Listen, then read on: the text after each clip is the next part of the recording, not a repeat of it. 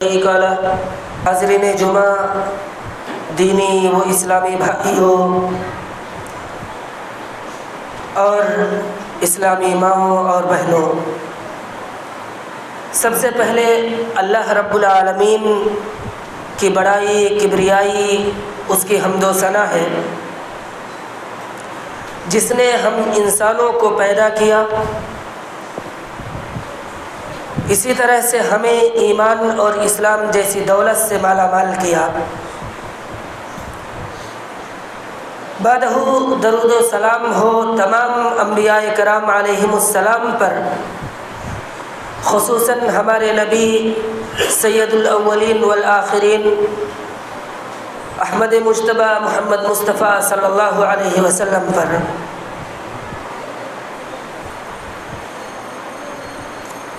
آج کے اس خطبہ جمعہ میں رسول اللہ صلی اللہ علیہ وسلم کے حقوق کے متعلق گفتگو کرنا چاہتا ہوں۔ اللہ رب العالمین نے یہ دنیا بنائی، سماج بنایا، معاشرہ بنایا۔ اللہ رب العالمین نے لوگوں کے ایک دوسرے پر حقوق رکھے، اسی طرح سے چند حقوق خالق اور مخلوق کے مابین رکھے۔ انہی اہم حقوق میں سے ایک حق یہ بھی ہے کہ نبی صلی اللہ علیہ وسلم کے امتی پر نبی صلی اللہ علیہ وسلم کے چند حقوق ہیں، ان کی ادائیگی بھی ہونی چاہیے۔ متعین کون کرے گا؟ کہاں سے متعین کیا جائے گا کہ نبی صلی اللہ علیہ وسلم کا حق کیا ہے؟ ہم دین اسلام کے ماننے والے، ہمارے لیے مصدر دو ہی چیزیں ہیں، قرآن یا حدیث، اور یہی دونوں چیزیں متعین کرتی ہیں کہ ہم نبی صلی اللہ علیہ وسلم کے حوالے سے، ان کے حقوق کے حوالے سے، ان کے محبت کے حوالے سے کون سی چیز کو جائز سمجھتے ہیں اور کون سی چیز ناجائز سمجھتے ہیں۔ سب سے پہلی چیز نبی صلی اللہ علیہ وسلم کے حق کے متعلق یہ ہے کہ اللہ کے رسول صلی اللہ علیہ وسلم پر ویسے ہی ایمان لائے جیسے قرآن و حدیث تقاضا کرتا ہے۔ اللہ رب العالمین نے فرمایا فآمنوا باللہ ورسولہ، اللہ پر ایمان لاؤ اور اس کے رسول پر ایمان لاؤ۔ حدیث جبریل میں فرمایا، جب جبریل امین نے سوال کیا کہ مل ایمان، ایمان کیا ہے، تو آپ نے فرمایا الایمان ان تؤمن باللہ وملائکتہ وکتبہ ورسلہ، ایمان یہ ہے کہ تم اللہ پر، اس کے ملائکہ پر، اس کی کتابوں پر اور اس کے رسولوں پر ایمان لاؤ۔ اللہ کے رسول صلی اللہ علیہ وسلم پر ایمان لانے کا مطلب کیا ہے؟ اللہ کے رسول صلی اللہ علیہ وسلم پر ایمان لانے کا مطلب یہ ہے کہ نبی صلی اللہ علیہ وسلم سچے ہیں، اللہ کے رسول ہیں، اور جو کچھ نبی نے ہمیں عطا کیا ہے، چاہے وہ قرآن کی صورت میں ہو، چاہے وہ حدیث کی صورت میں ہو، وہ تمام کی تمام چیزیں برحق ہیں۔ اسی کا نام ہے اللہ کے رسول صلی اللہ علیہ وسلم پر ایمان رکھنا، کہ آپ جو کچھ لے کر آئے، چاہے وہ قرآن کی شکل میں اترا ہو آپ پر یا حدیث کی شکل میں آپ نے شرح کی ہو، وہ سچ ہے، برحق ہے، اور وہی دین و ایمان ہے۔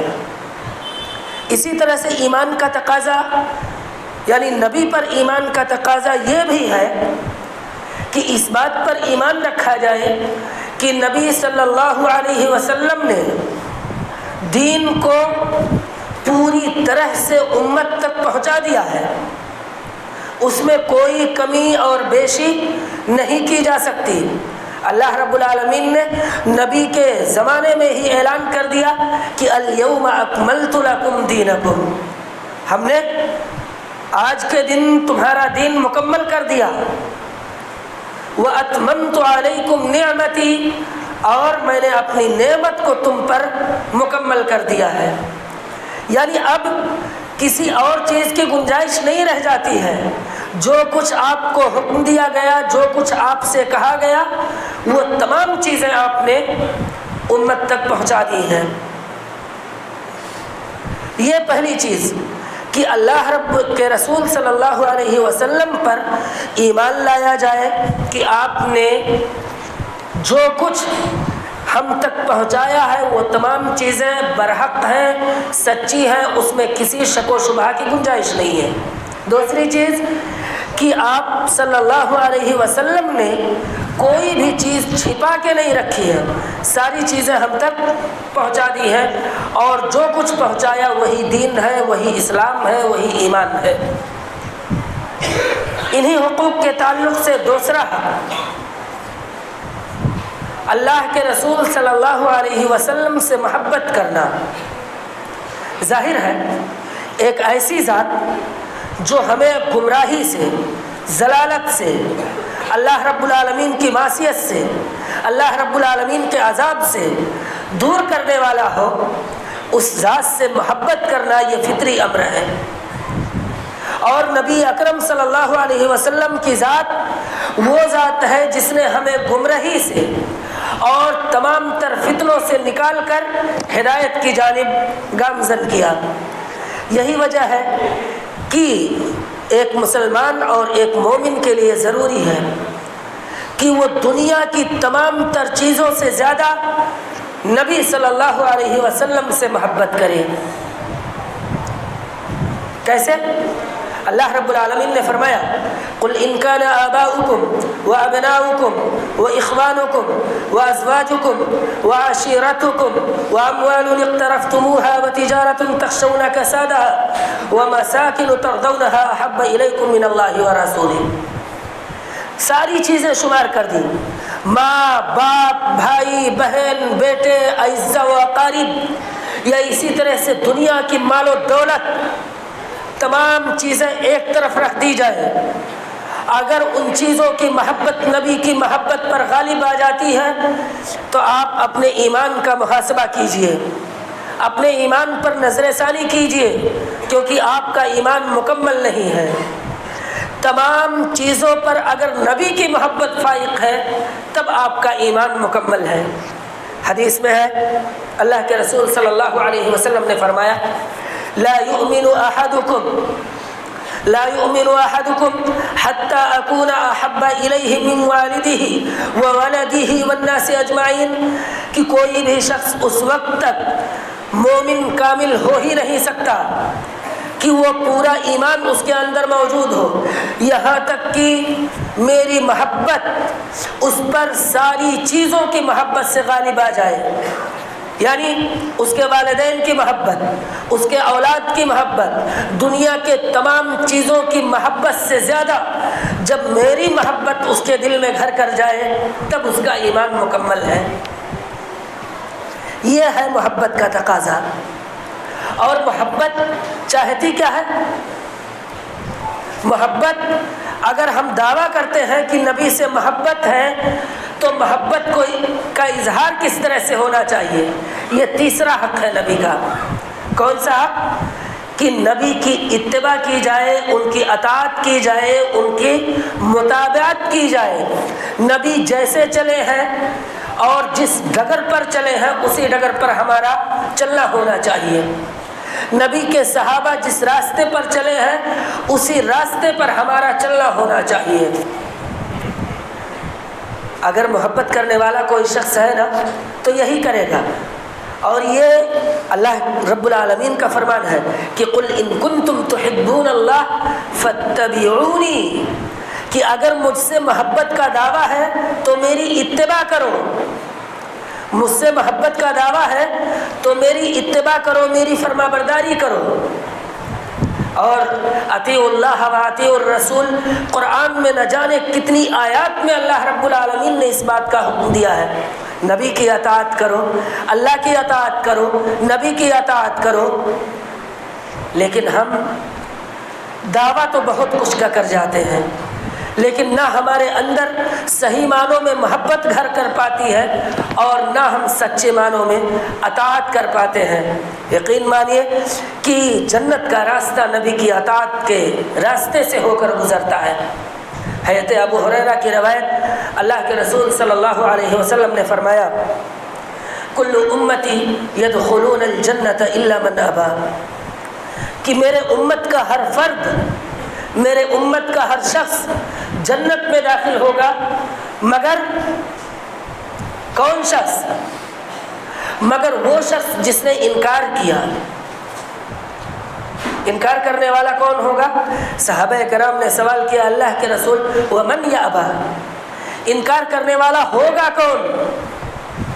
اللہ کے رسول صلی اللہ علیہ وسلم نے فرمایا، من اطاعنی دخل الجنہ ومن عصانی فقد ابا، جس نے میری اطاعت کی، جس نے میری فرما برداری کی، وہ جنت میں داخل ہوگا، ومن عصانی فقد ابا، اور جو میری نافرمانی کرنے والا ہے، میرے احکام سے روگردانی کرنے والا ہے، وہی انکار کرنے والا ہے۔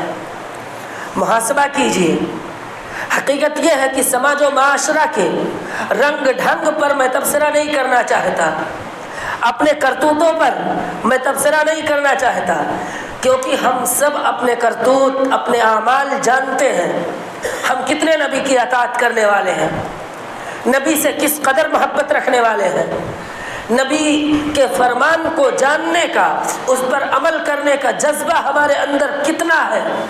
یہ تمام چیزیں ہمیں اپنے دل کو ٹٹول کر پوچھنا چاہیے، اور اگر ہم اس کے اندر کمی پاتے ہیں تو اسے پورا کرنے کی کوشش ہونی چاہیے، ورنہ اگر ہم یوں ہی چلتے رہے کہ ہمارے دل سے نبی کی محبت کھینچ لی جاتی ہے، ہمارے جذبوں سے نبی کی اطاعت کا جذبہ کھینچ لیا جاتا ہے، تو پھر روتے رہیے اور چلاتے رہیے، اپنے اوپر مظالم کی داستانیں سناتے رہیے اور کہتے رہیے کہ ہم حیران و پریشان کیوں ہیں مسلمان ہونے کے باوجود، کوئی فائدہ نہیں۔ مسلمان بنیے، حقیقی معنوں میں مسلمان بنیے، اور سچا مسلمان بن جائیں، یقین مانیے کہ دنیا اور دنیا کی نفرتیں، دنیا کے مظالم، سب کچھ ہیچ نظر آنے لگیں گے، کوئی اہمیت، کوئی وقت ان مظالم کی اور مظالم کے داستان کی نہیں رہ جائے گی۔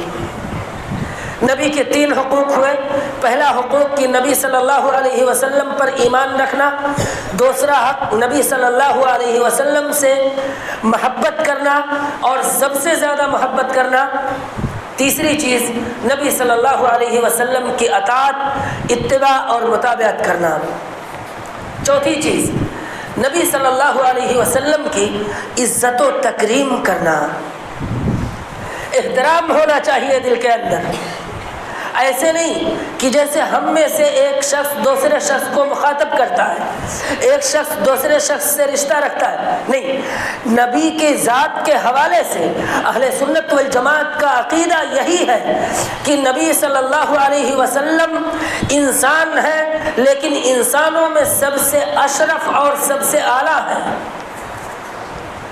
انسانوں میں سب سے اشرف اور سب سے اعلیٰ ہیں، آپ معصوم ہیں، اور یہی چیزیں ہیں، تکریم کا معاملہ، عصمت کا معاملہ کہ نبی معصوم ہیں، یہی چیزیں ہم انسانوں سے نبی کو مختلف بناتی ہیں، ورنہ بشر ہونے کے تقاضے سے، انسان ہونے کی حیثیت سے نبی صلی اللہ علیہ وسلم کی تفریق نہیں کی جاتی، لیکن ہاں آپ کا مقام و مرتبہ، آپ کو اللہ رب العالمین نے جو عزت و تکریم بخشی ہے نبوت کے مرتبے پر فائز کر کے، اس کا احساس ہمیں بھی ہونا چاہیے اور اس تکریم کو ہمیں اپنے دل کے اندر پیدا کرنا چاہیے۔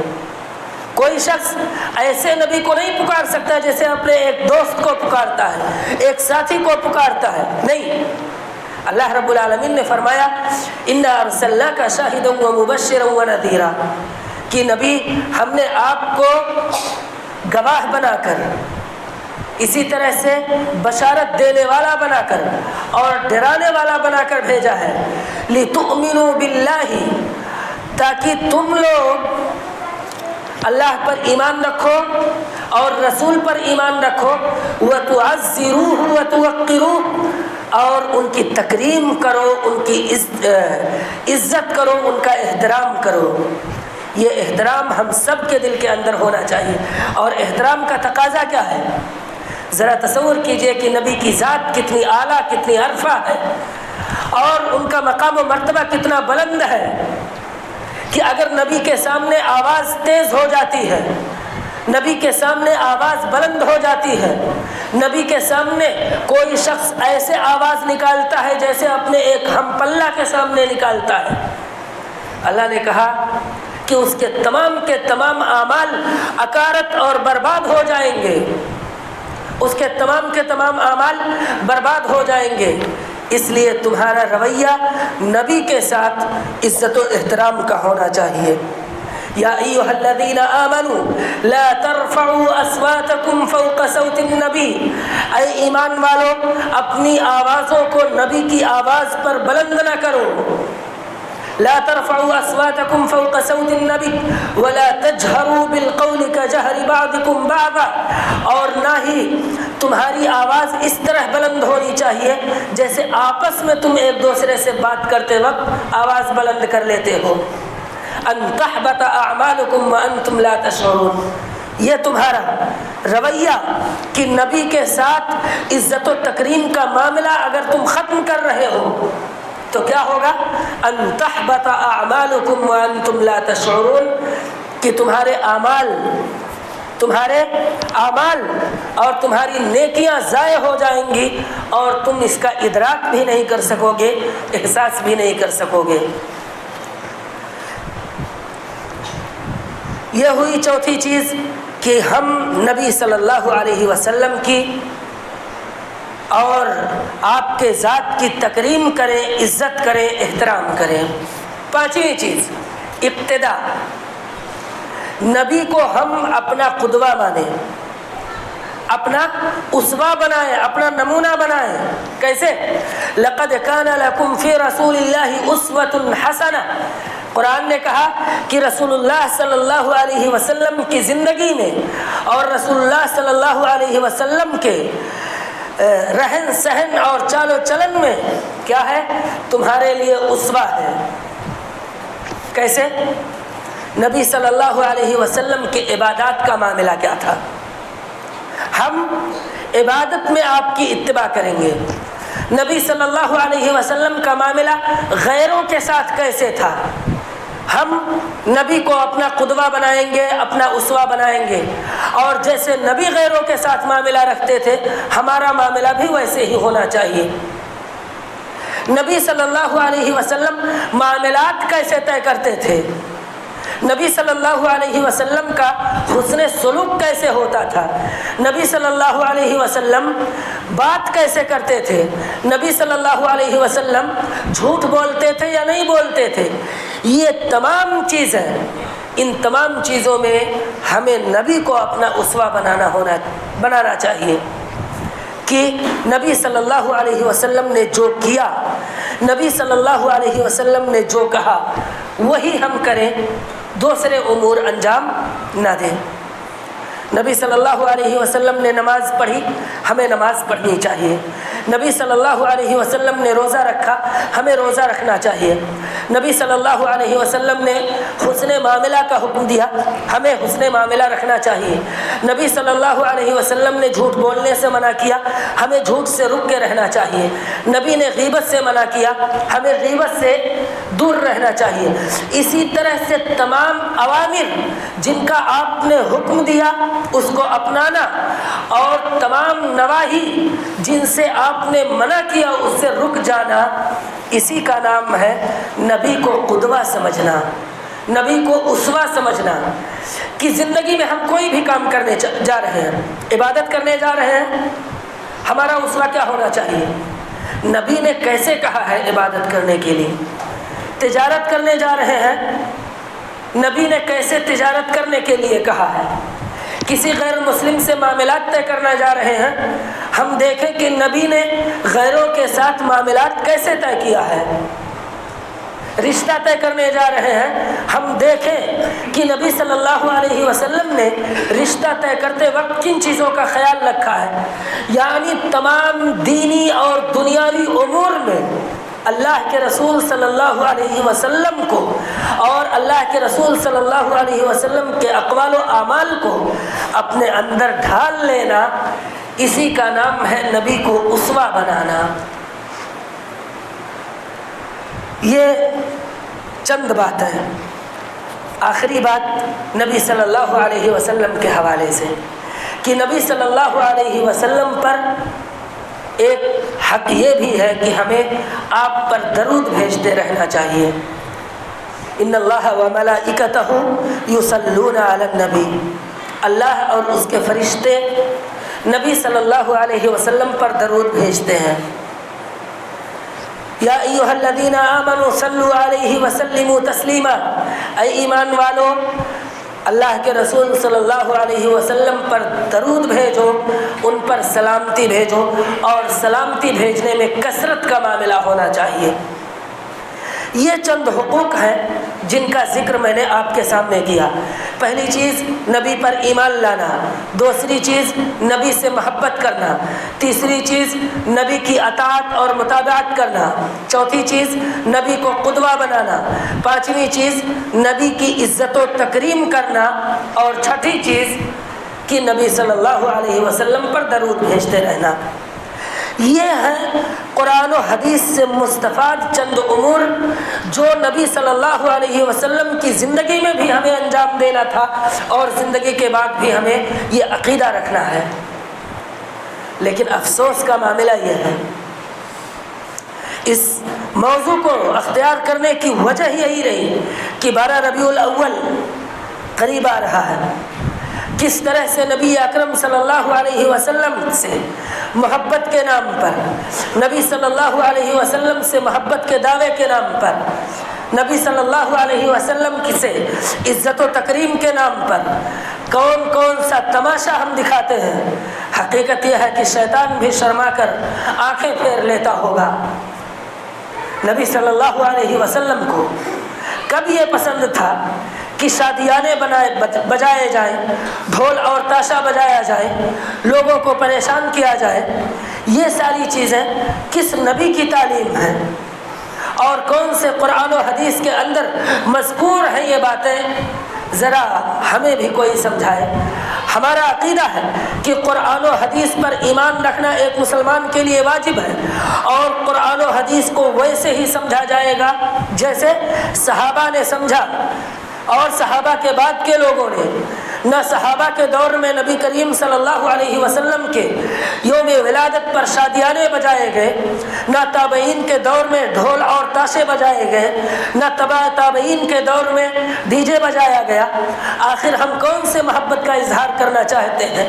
نبی کا کون سا حق ہم مکمل کر رہے ہیں؟ اللہ کے رسول صلی اللہ علیہ وسلم کی وفات ہو رہی ہے، وفات ہو رہی ہے، آخری وقت میں ہے۔ اللہ کے رسول صلی اللہ علیہ وسلم اپنی امت کو آخری وصیت کر رہے ہیں کہ الصلاۃ وما ملکت ایمانکم، کہ اے لوگوں نماز کی حفاظت کرنا، اے لوگوں نماز کی حفاظت کرنا، اور نماز کا تارک، نماز کو چھوڑنے والا، اللہ رب کے رسول صلی اللہ علیہ وسلم کی آخری وصیت کو اپنے پیروں سے رودنے والا سڑکوں پہ کھڑا ہو کے نبی سے محبت کے دعوے کر رہا ہے۔ یہ کون سی محبت ہے اور کون سی محبت کا دعویٰ ہے اور کس محبت کا دعویٰ ہے؟ اگر محبت ایسی ہوتی ہے تو پھر نفرت اور نافرمانی کس چیز کا نام ہے؟ کیا ہم نہیں دیکھتے کہ دین کے نام پر اور نبی اکرم صلی اللہ علیہ وسلم سے محبت کے نام پر کتنے ڈھکوسلے رچائے جاتے ہیں؟ دین آخر ہے کیا؟ اس بات کو ہمیں سمجھنا چاہیے۔ اسی لیے میں نے نبی کے حقوق کا ذکر کیا، اور اس میں سب سے پہلی چیز کیا ہے؟ ایمان۔ اور ایمان کا مطلب میں نے بتلایا کہ نبی جو کچھ لے کے آئے، چاہے وہ قرآن کی صورت میں جو نازل ہوا اور جو حدیث نبوی کی شکل میں ہم تک پہنچا، وہی دین ہے، وہی ایمان ہے۔ یہ جو تماشے ہم لگا کے رکھتے ہیں، کس قرآن اور حدیث میں اس کا ذکر ہے اور کہاں پہ اس کا ذکر ملتا ہے، ذرا کوئی دکھلائے تو صحیح۔ لیکن نہیں، ہمیں اپنے نفس کی پیروی کرنی ہے، ہمیں اپنے نفس کی پیروی کرنی ہے، اپنے خواہشات کے مطابق دین کو ڈھالنا ہے، اپنے خواہشات کے مطابق دین کو توڑ مروڑ کر پیش کرنا ہے۔ اسی لیے تو اللہ کے رسول صلی اللہ علیہ وسلم نے ڈرایا، بدعتوں سے ڈرایا، دین میں نئی چیزوں کے ایجاد کرنے سے ڈرایا، اور کہا کہ سنو، من احدث فی امرنا ھذا ما لیس منہ فہو رد، کہ اگر کوئی شخص میرے جانے کے بعد، میری وفات کے بعد دین میں کسی نئی چیز کا اضافہ کرتا ہے، دین سمجھ کر، ثواب سمجھ کر، تو وہ بدعت ہے، مردود ہے۔ عید میلاد النبی نام رکھا جاتا ہے۔ اللہ کے رسول صلی اللہ علیہ وسلم فرما گئے ہیں کہ اسلام میں صرف اور صرف 2 عیدیں ہیں۔ اگر ہم ظہر کی نماز پڑھتے ہیں، ظہر کی نماز میں 4 رکعت فرض ہے نا، میں کہوں 4 رکعت نہیں، میں 6 رکعت پڑھوں گا، تو کیا یہ چیز درست ہوگی؟ ظاہر ہے کہ نہیں۔ کیوں؟ کیونکہ نبی نے 4 کا حکم دیا ہے۔ تو اگر 4 رکعت میں ہم 1 رکعت کی زیادتی نہیں کر سکتے ہیں، تو نبی نے فرمایا کہ اسلام میں 2 ہی عیدیں ہیں، ایک زائد عید کو ہم کیسے زیادہ کر سکتے ہیں؟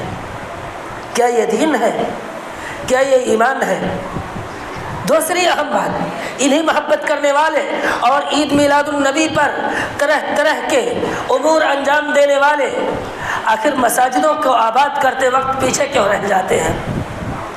کسی کا بھی دعویٰ ہو، چاہے وہ اہل حدیث ہو یا اسی طرح سے اہل حدیث کے علاوہ دیگر جماعتیں ہوں، اگر وہ نبی سے محبت کے دعوے دار ہیں اور نماز نہیں پڑھتے ہیں، زکوٰۃ نہیں ادا کرتے ہیں، جھوٹ بولتے ہیں، مکاری اور فریب کاری کرتے ہیں، اسی طرح سے دنیاوی امور میں اللہ اور اس کے رسول صلی اللہ علیہ وسلم کو اسوہ اور قدوہ نہیں سمجھتے ہیں، اللہ کی قسم ان کی محبت جھوٹی ہے، ان کا ایمان جھوٹا ہے، ان کا اطاعت کا جذبہ جھوٹا ہے، اور ان کا اپنے نبی سے محبت کا دعویٰ سراسر باطل اور جھوٹا ہے، چاہے جس فرقے سے تعلق رکھنے والا شخص ہو۔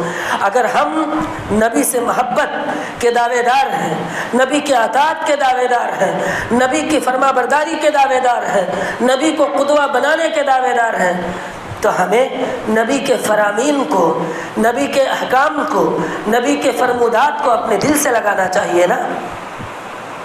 آتا ہے ایک خطیب، نبی کی باتیں سناتا ہے نماز کے حوالے سے، پورا خطبہ نماز کے حوالے سے، کتنے لوگ اس سے اثر لیتے ہیں؟ کتنے لوگ نمازی بن جاتے ہیں؟ کیا خطیب اپنی بات کہہ رہا ہوتا ہے؟ وہ نبی کی بات سنا رہا ہوتا ہے نا۔ نبی کی اتباع کے لیے ہم مسجد تک نہیں آ سکتے، نبی کی محبت کے لیے ہم مسجد تک نہیں آ سکتے۔ یہ ہمارا رویہ ہے، یہ ہماری محبت ہے، اور یہ ہمارا دعوی محبت۔ مسلمانوں، اپنے دل کو ٹٹولو، اپنے ایمان کو تازہ کرو، اپنے ایمان کو دوبارہ اس پر مراجعہ کرو، نظر ثانی کرو کہ کہیں ہمارے ایمان میں کوئی کجی تو نہیں ہے، ہمارے ایمان میں کوئی کمی تو نہیں رہ گئی ہے۔ قد افلح من زکاہا، وہی شخص کامیاب ہوگا جو اپنا تزکیہ کرے، اپنا محاسبہ کرے، اپنے نفس کا محاسبہ کرے۔ ٹٹولو اپنے آپ کو، اگر اپنے دین میں، اپنے ایمان میں کوئی کمی پاتے ہو، نبی کے حقوق ادا کرنے میں کوئی کمی پاتے ہو، تو اسے پورا کرو، ورنہ اللہ آخرت میں پوچھے گا۔ موت کے بعد جن 3 سوالوں کا سب سے پہلے سامنا کرنا ہے، ان میں سے پہلا سوال ہوگا من رب کا، تمہارا رب کون ہے؟ ما دینوں کا، تمہارا دین کیا ہے؟ اور تیسرا اہم سوال جو ہوگا وہ یہ کہ من نبی کا، تمہارا نبی کون ہے؟ اور اس کا جواب وہی دے سکے گا جو ابھی میں نے حقوق بیان کیے ہیں۔ اگر تمام حقوق کو قرآن و حدیث کی روشنی میں ادا کرتا ہے اور نبی کی فرما برداری ہی میں زندگی گزارتا ہے، تو ہی وہ اس سوال کا جواب دے سکے گا، ورنہ عذاب قبر سے دوچار ہوگا۔ कैसे जवाब दोगे मन नबियों का, अगर तुमने नबी से मोहब्बत ही नहीं की? कैसे जवाब दोगे जब पूछा जाएगा मन नबियों का, अगर तुम नबी से मोहब्बत ही नहीं करते हो? कैसे जवाब दोगे अगर तुम नबी की अताअत ही नहीं करते हो, उन्हें अपना कुदवा ही नहीं मानते? इसलिए कब्र की सोचो कि सबसे अहम सवालों में से एक सवाल मन नबियों का ये भी होगा कि तुम्हारा नबी कौन है, और जवाब वही दे पाएगा जो नबी के हुकूक को पहचानता है, नबी के हुकूक को जानता है। दुनियावी उमूर में और दुनियावी आशाइशों में ख्वाहिशात की पैरवी में पढ़कर नबी से झूठे मोहब्बत का दावा नहीं, बल्कि सच्चे दिल से नबी से मोहब्बत करता है, नबी के हुकूक की अदायगी करता है, जवाब वही दे पाएगा। इसलिए दुनिया में भी बेहतरी इसी में है कि नबी की फरमाबरदारी करो, और आखिरत की भी बेहतरी इसी में है। अल्लाह ताला से दुआ है बारे इलाहा हम तमाम मुसलमानों को नेक अमल की तौफीक दे, बारे इलाहा हमें नबी के हुकूक को जानने की और उन्हें अच्छे ढंग से अदा करने की